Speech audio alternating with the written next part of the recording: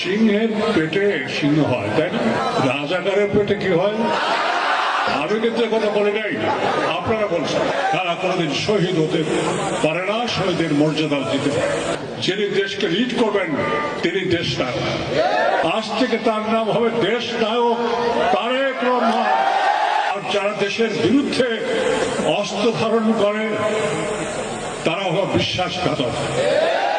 তারা কোনোদিন শহীদ হতে পারে না, শহীদের মর্যাদা দিতে পারে। আমি বিএনপিতে কেন এলাম? বিএনপি সংস্কারে বিশ্বাস করে। আজকে জনসভা দাঁড়িয়ে একটা নিভৃত গ্রাম অঞ্চলে আমি বাংলাদেশের মানুষের প্রতি আহ্বান জানাবো, সেটা হলো বিএনপির চেয়ারম্যান তারেক রহমান। আজ থেকে তার নাম হবে দেশ নায়ক তারেক রহমান। দেশকে যে ভালোবাসে, দেশকে যিনি এগিয়ে নিয়ে যাবেন, যিনি নায়কের ভূমিকা পালন করবেন, যিনি দেশকে লিড করবেন তিনি দেশ নায়ক। আমার কাছে তাই মনে হয়েছে তার সাথে কথা বলে। আজকে বাংলাদেশে মুক্তিযুদ্ধের একমাত্র বৃহত্তম দল কোনটি? তাহলে বিএনপি মুক্তিযুদ্ধ হয়ে আমি বিএনপি যোগ দেওয়াকে ভুল হয়েছে? সিংহের পেটে সিংহ হয়, তাই না? বাঘের পেটে বাঘ হয়, তাই না? হরিণের পেটে হরিণ হয়। শিয়ালের পেটে কি হয়? শিয়াল হয়। আর রাজাকারের পেটে কি হয়? আমি কিন্তু বললাম না,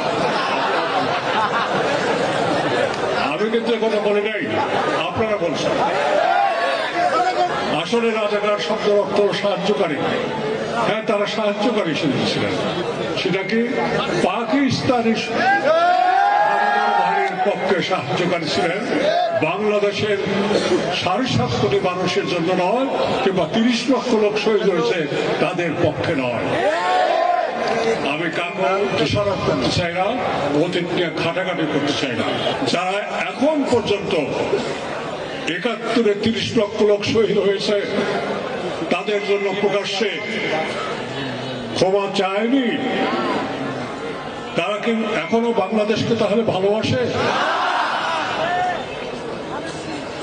এই 30 লক্ষ লোক আমাদের ভাই বোন, তাদের বিদেহী আত্মার মোনাজাতের জন্য তারা দিন করে প্রার্থনা করেছেন?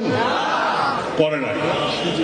তাহলে আজকেও বাংলাদেশে কিছু লোক আছে যারা স্বাধীনতা বিপন্ন করতে চায়, স্বাধীনতা ধ্বংস করতে চায়।